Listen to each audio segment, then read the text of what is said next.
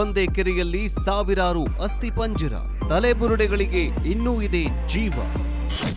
200 ವರ್ಷಗಳಿಂದ ಇಡೀ ಹಳ್ಳಿಯಲ್ಲಿ ಪ್ರೇತ ಕಾಟ, ಊರು ಖಾಲಿ ಮಾಡಿದ ಜನ. ಜಸ್ಟ್ 5 ಸೆಕೆಂಡ್ ಆಕ್ಸಿಜನ್ ಇಲ್ಲ ಅಂದ್ರೆ ಇಡೀ ಭೂಮಿ ಛಿದ್ರವಾಗುತ್ತೆ. ಸುಮಾರು 200 ವರ್ಷಗಳ ಹಿಂದೆ ಭಾರತದ ರಾಜಸ್ಥಾನದಲ್ಲಿದ್ದ ಒಂದು ಹಳ್ಳಿಯಲ್ಲಿ ಜನ ತುಂಬಿ ತುಳುಕ್ತಾ ಇದ್ರು. ಆದ್ರೆ ಒಂದು ದಿನ ಏನಾಯ್ತೋ ಗೊತ್ತಿಲ್ಲ, ಈ ಹಳ್ಳಿಯಲ್ಲಿ ವಾಸ ಮಾಡ್ತಾ ಇದ್ದ ಜನರೆಲ್ಲ ಈ ಹಳ್ಳಿಯನ್ನ ಬಿಟ್ಟು ಹೊರಟು ಹೋಗ್ತಾರೆ. ಮತ್ತೆ ಅವರು ಮರಳಿ ಬರೋದೇ ಇಲ್ಲ. ಆ ಹಳ್ಳಿ ಜನರು ಬಿಟ್ಟು ಹೋಗೋದನ್ನ ಯಾರೂ ನೇರವಾಗಿ ನೋಡಿಲ್ಲ. ಆದ್ರೆ ಮರುದಿನ ಇಡೀ ಹಳ್ಳಿ ಖಾಲಿಯಾಗಿತ್ತು. ಕಳೆದ 200 ವರ್ಷಗಳಿಂದ ಈ ಹಳ್ಳಿ ಪಾಳು ಬಿದ್ದಿದೆ. ಈಗ ಈ ಹಳ್ಳಿಯನ್ನ ಭಾರತದ ಅತ್ಯಂತ ರಹಸ್ಯವಾದ ಮತ್ತು ಭಯಂಕರವಾದ ಪ್ರದೇಶ ಅಂತ ಗುರುತಿಸಲಾಗಿದೆ. ಕೇವಲ ಇದೊಂದು ಪ್ರದೇಶ ಅಷ್ಟೇ ಅಲ್ಲ, ಈ ರೀತಿ ಎಷ್ಟೋ ರಹಸ್ಯವಾದ ಪ್ರದೇಶಗಳು ನಮ್ಮ ಭಾರತದಲ್ಲಿವೆ. ಕೈಲಾಸ ಪರ್ವತದಲ್ಲಿರುವ ಆ ಸರೋವರದಲ್ಲಿ ಮನುಷ್ಯರ ಸಾವಿರಾರು ಅಸ್ಥಿಪಂಜರಗಳು ಸಿಕ್ಕಿವೆ. ಅವು ಯಾರದ್ದು ಅಂತಾನೂ ಇನ್ನೂ ರಹಸ್ಯವಾಗಿ ಉಳಿದಿದೆ. ಈ ಪ್ರದೇಶಗಳ ರಹಸ್ಯವನ್ನ ಇದುವರೆಗೂ ಯಾರ ಕೈಯಲ್ಲಿ ಕೂಡ ಬಗೆಹರಿಸೋದಕ್ಕೆ ಸಾಧ್ಯವಾಗಿಲ್ಲ. ಇಂತಹ ರಹಸ್ಯವಾದ ಪ್ರದೇಶಗಳ ಬಗ್ಗೆ ನಾವು ಈ ವಿಡಿಯೋದಲ್ಲಿ ನೋಡೋಣ. ಅಷ್ಟೇ ಅಲ್ಲ, ಈ ಭೂಮಿಯ ಮೇಲೆ 5 ಸೆಕೆಂಡ್ ಆಕ್ಸಿಜನ್ ಇಲ್ಲ ಅಂದ್ರೆ ನಮ್ಮ ಪರಿಸ್ಥಿತಿ ಏನಾಗಬಹುದು ಅಂತ ಕೂಡ ಈ ವಿಡಿಯೋದಲ್ಲಿ ನಿಮಗೆ ತಿಳಿಸ್ಕೊಡ್ತೀವಿ. ನಂಬರ್ 1, ಕೈಲಾಸ ಪರ್ವತ.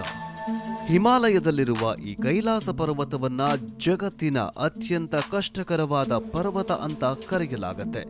ಈ ಕೈಲಾಸ ಪರ್ವತದ ಎತ್ತರ 6638 ಮೀಟರ್ಗಳು, ಅಂದ್ರೆ ಮೌಂಟ್ ಎವರೆಸ್ಟ್ಗಿಂತ ಸುಮಾರು 2500 ಮೀಟರ್ ಕಡಿಮೆ ಎತ್ತರವನ್ನ ಹೊಂದಿದೆ.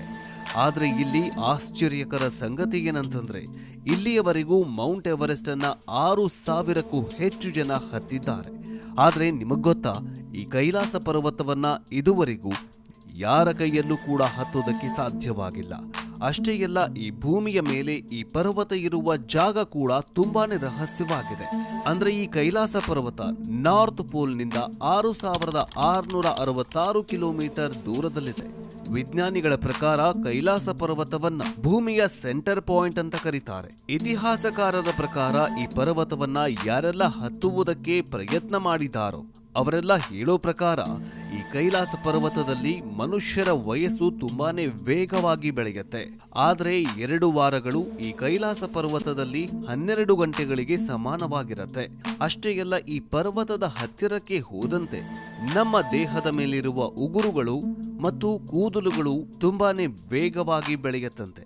1999ರಲ್ಲಿ ಒಬ್ಬ ರಷ್ಯಾದ ವಿಜ್ಞಾನಿ ಈ ಕೈಲಾಸ ಪರ್ವತದ ರಹಸ್ಯವನ್ನ ಭೇದಿಸಬೇಕು ಅಂತ ತನ್ನ ಟೀಮ್ ಅನ್ನ ಕರ್ಕೊಂಡು ಕೈಲಾಸ ಪರ್ವತಕ್ಕೆ ಬರ್ತಾನೆ.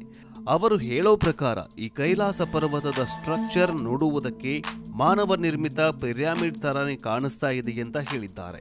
ಪ್ರಸ್ತುತ ಪರ್ವತವನ್ನ ಹತ್ತುವುದು ಟಿಬೆಟ್ ಮತ್ತು ಚೈನಾ ಸರ್ಕಾರ ಪೂರ್ತಿಯಾಗಿ ನಿರ್ಬಂಧ ಮಾಡಿದೆ. ಕೈಲಾಸ ಪರ್ವತ ಭಾರತಕ್ಕೆ ಸೇರಿದ್ರೂ ಕೂಡ ಚೈನಾ ಇದರ ಮೇಲೆ ತನ್ನ ಹಿಡಿತವನ್ನ ಹೊಂದಿದೆ.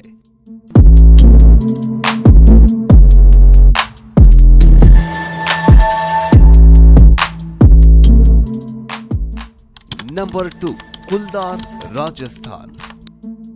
ರಾಜಸ್ಥಾನದ ಜೈಸಲ್ಮೇರ್ನಿಂದ 16 ಕಿಲೋಮೀಟರ್ ದೂರದಲ್ಲಿ ಕುಲ್ದಾರ್ ಎನ್ನುವಂತಹ ಒಂದು ಹಳ್ಳಿ ಇದೆ. ಕಳೆದ 200 ವರ್ಷಗಳಿಂದ ಈ ಹಳ್ಳಿ ಪಾಳು ಬಿದ್ದಿದೆ. ಇವತ್ತಿಗೂ ಕೂಡ ಸೂರ್ಯ ಮುಳುಗಿದ ಮೇಲೆ ಈ ಹಳ್ಳಿಯ ಒಳಗಡೆ ಯಾರೂ ಕೂಡ ಹೋಗೋದಿಲ್ಲ. ಯಾಕಂದ್ರೆ ಇದೊಂದು ಹಂಟರ್ ವಿಲೇಜ್. ಈ ಹಳ್ಳಿ ಖಾಲಿಯಾಗಿರುವುದಕ್ಕೆ ಒಬ್ಬೊಬ್ಬರು ಒಂದೊಂದು ಕಥೆಗಳನ್ನ ಹೇಳ್ತಾರೆ. ಇವುಗಳಲ್ಲಿ ತುಂಬಾ ಜನ ನಂಬಿರುವಂತಹ ಕಥೆಯನ್ನ ಈಗ ನಿಮಗೆ ತಿಳಿಸ್ತೀವಿ ನೋಡಿ.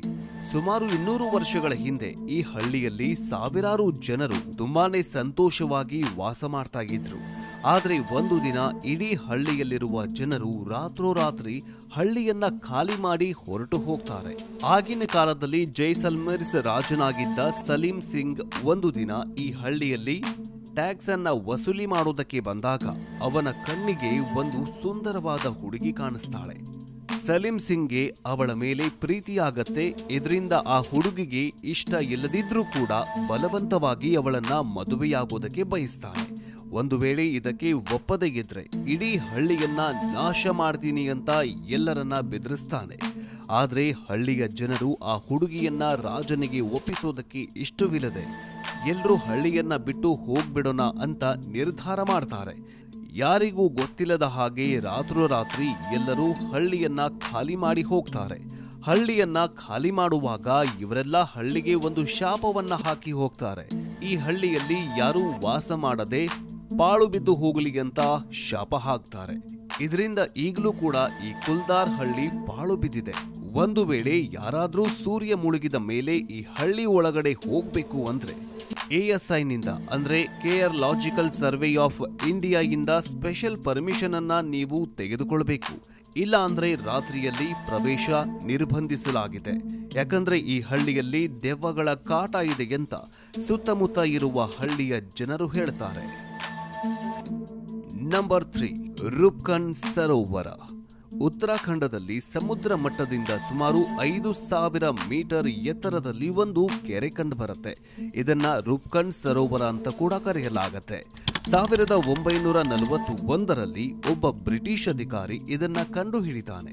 ವರ್ಷದಲ್ಲಿ ಹೆಚ್ಚು ಸಮಯ ಈ ಕೆರೆಯ ನೀರು ಹೆಪ್ಪುಗಟ್ಟುತ್ತಾ ಇರುತ್ತೆ. ಆದ್ರೆ ಬೇಸಿಗೆಗಾಲದಲ್ಲಿ ಇದರಲ್ಲಿರುವ ನೀರು ಕರಗಿದಾಗ ಅದರಲ್ಲಿ ಮನುಷ್ಯನ ಮೂಳೆಗಳು ಕಂಡುಬರುತ್ತೆ. ಈ ಮೂಳೆಗಳು ಯಾರದ್ದು ಅನ್ನೋದು ಒಂದು ದೊಡ್ಡ ರಹಸ್ಯವಾಗಿದೆ. ಈ ಪ್ರದೇಶಕ್ಕೆ ಯಾವ ಕೆಲಸದ ಮೇಲೆ ಬಂದಿದ್ರು ಹಾಗೂ ಅವರ ಸಾವು ಹೇಗಾಯ್ತು ಅನ್ನೋದು ಯಾರಿಗೂ ಕೂಡ ಅರ್ಥವಾಗಿಲ್ಲ. ಈ ರಹಸ್ಯವನ್ನ ಭೇದಿಸಲು ತುಂಬಾ ಜನ ಹಲವಾರು ಥಿಯರಿಗಳನ್ನ ಹೇಳ್ತಾರೆ. ಅದರಲ್ಲಿರೋ ಒಂದು ಫೇಮಸ್ ಥಿಯರಿಯ ಪ್ರಕಾರ 2ನೇ ಮಹಾಯುದ್ಧದ ಸಂದರ್ಭದಲ್ಲಿ ಜಪಾನಿನ ಸೈನಿಕರ ಒಂದು ಗುಂಪು ಈ ಪ್ರದೇಶಕ್ಕೆ ಬಂದಿತ್ತು. ಆದ್ರೆ ಇಲ್ಲಿನ ಚಳಿಯನ್ನ ತಡೆದುಕೊಳ್ಳೋದಕ್ಕಾಗದೆ ಅಲ್ಲಿಯೇ ಅವರು ಸತ್ತು ಹೋಗಿರಬಹುದು. ಆದ್ರೆ ವಿಜ್ಞಾನಿಗಳು ಈ ಮೂಳೆಗಳ ಮೇಲೆ ಕಾರ್ಬನ್ ರೇಟಿಂಗ್ ಮಾಡಿದಾಗ ಈ ಮೂಳೆಗಳು 2ನೇ ಮಹಾಯುದ್ಧಕ್ಕಿಂತ ತುಂಬಾನೇ ಪುರಾತನವಾಗಿವೆ. ಆ ಮೂಳೆಗಳು 2ನೇ ಮಹಾಯುದ್ಧಕ್ಕಿಂತ ತುಂಬಾನೇ ಪುರಾತನವಾಗಿವೆ ಅಂತ ತಿಳಿಸುತ್ತೆ. ಮನುಷ್ಯರ ಅಸ್ಥಿಪಂಜರವು ರೀಸೆಂಟ್ ಆಗಿ ನಡೆದ ಸ್ಟಡಿ ಪ್ರಕಾರ ಇಲ್ಲಿರುವ ಮೂಳೆಗಳು ಬೇರೆ ಬೇರೆ ಜನಾಂಗಗಳಿಗೆ ಸೇರಿದ ಮನುಷ್ಯರದ್ದು ಅಂತ ತಿಳಿದು ಬರುತ್ತೆ. ಹಾಗೂ 2 ಜನಾಂಗದವರು ಬೇರೆ ಬೇರೆ ಸಮಯದಲ್ಲಿ ಸತ್ತು ಹೋಗಿದ್ದಾರೆ. ಇವರ ಸಾವಿನ ಮಧ್ಯೆ ಇರುವ ಸಮಯ ಅಂತರ ಸಾವಿರಾರು ವರ್ಷಗಳು. ಅಂದ್ರೆ ಈ ಒಂದು ಜನಾಂಗದವರು ಸತ್ತು 1000 ವರ್ಷಗಳು ಕಳೆದ ಮೇಲೆ ಮತ್ತೊಂದು ಜನಾಂಗದವರು ಈ ಪ್ರದೇಶಕ್ಕೆ ಬಂದು ಸತ್ತು ಹೋಗಿದ್ದಾರೆ. ಇಲ್ಲಿ ಇನ್ನೊಂದು ಆಶ್ಚರ್ಯಕರ ಸಂಗತಿ ಏನಂತಂದ್ರೆ ಇಲ್ಲಿ ಯುದ್ಧ ನಡೆದಿದೆ ಅಂತ ಅನ್ನೋದಕ್ಕೆ ಸಾಕ್ಷಿಯಾಗಿ ಈ ಪ್ರದೇಶದಲ್ಲಿ ಯಾವುದೇ ಆಯುಧಗಳು ಕಂಡು ಬಂದಿಲ್ಲ. ಅಂದ್ರೆ ಇಷ್ಟೊಂದು ಜನರ ಸಾವು ಹೇಗಾಯ್ತು ಅನ್ನೋದು ಯಾರಿಗೂ ಕೂಡ ಅರ್ಥವಾಗಿಲ್ಲ. Number 4, earth without oxygen. 4ನೆಯ ಭಯಾನಕ ಪ್ರದೇಶವನ್ನ ನೋಡುವುದಕ್ಕೂ ಮುನ್ನ ಈ ಭೂಮಿಯ ಮೇಲೆ ಕೇವಲ 5 ಸೆಕೆಂಡ್ ಆಕ್ಸಿಜನ್ ಇಲ್ಲ ಅಂದ್ರೆ ಏನಾಗತ್ತೆ ಗೊತ್ತಾ?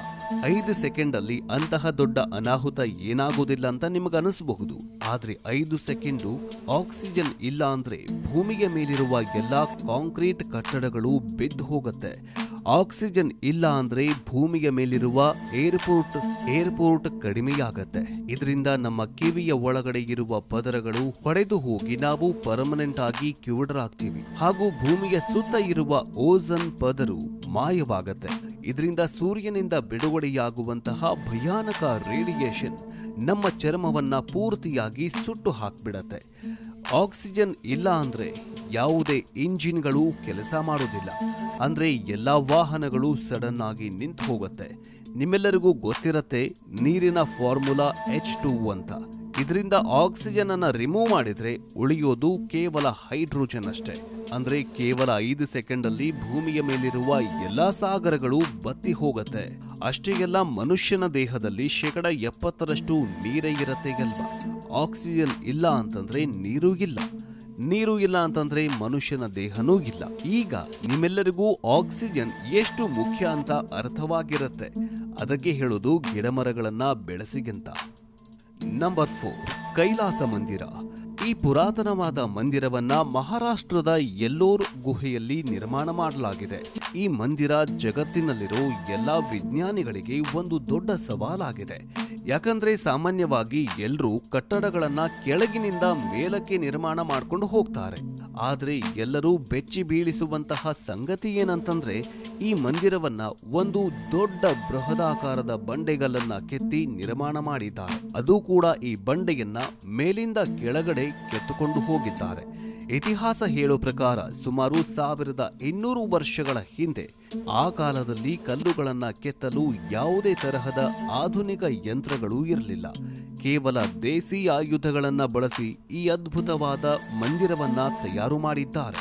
ಯಾವುದೇ ಯಂತ್ರಗಳ ಸಹಾಯವಿಲ್ಲದೆ ಇಷ್ಟೊಂದು ದೊಡ್ಡ ಮಂದಿರವನ್ನ ನಿರ್ಮಾಣ ಮಾಡಿರುವುದು ಈಗಿನ ವಿಜ್ಞಾನಿಗಳಿಗೆ ಆಶ್ಚರ್ಯದ ಸಂಗತಿ. ಯಾಕಂದ್ರೆ ಇಂತಹ ಅದ್ಭುತವಾದ ಮಂದಿರವನ್ನ ಕಟ್ಟಲು ಹೆಚ್ಚು ಕಡಿಮೆ ಎಂತಂದ್ರೆ 100 ವರ್ಷಗಳ ಕಾಲ ಸಮಯ ಬೇಕಾಗತ್ತೆ.